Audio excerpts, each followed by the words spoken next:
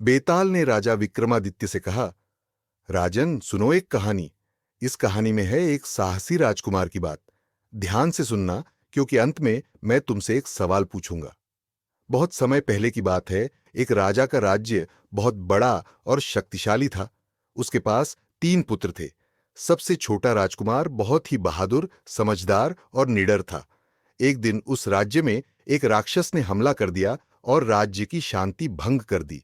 राजा ने घोषणा की कि जो भी इस राक्षस को हराएगा उसे बहुत बड़ा इनाम दिया जाएगा। तीनों राजकुमारों ने उस राक्षस का सामना करने का निश्चय किया। सबसे बड़े और मंझले राजकुमार डरकर पीछे हट गए, लेकिन सबसे छोटे राजकुमार ने हार मानने से इनकार कर दिया। वह अपने घोड़े पर सवार होकर राक्षस के पास पहुंचा और अपने साहस और बुद्धिमानी से उस राक्षस का सामना किया। लड़ाई के दौरान राजकुमार ने अपनी तलवार से राक्षस को हरा दिया और अपने राज्य को बचा लिया।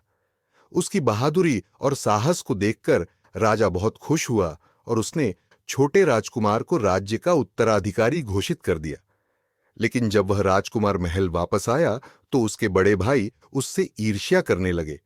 उन्होंने उसे मारने की योजना बनाई ताकि वे राजा बन सकें। लेकिन उस राजकुमार को उनकी साजिश का पता चल गया और उसने अपने भाइयों को माफ कर दिया। प्रश्न।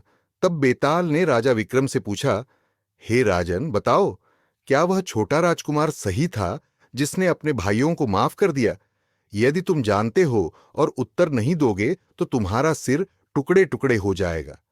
राजा विक्रम ने जवाब दिया, हां, वह राजकुमार सही था, क्योंकि एक सच्चा और बहादुर इंसान वही होता है जो सिर्फ बाहरी शत्रुओं को ही नहीं बल्कि अपने भीतर की ईर्ष्या, घृणा और क्रोध को भी जीत लेता है। अपने भाइयों को माफ करके उसने यह सिद्ध कर दिया कि वह न केवल एक बहादुर योद्धा है बल्कि एक सच्चा और महान राजा भी बनने के योग्य है।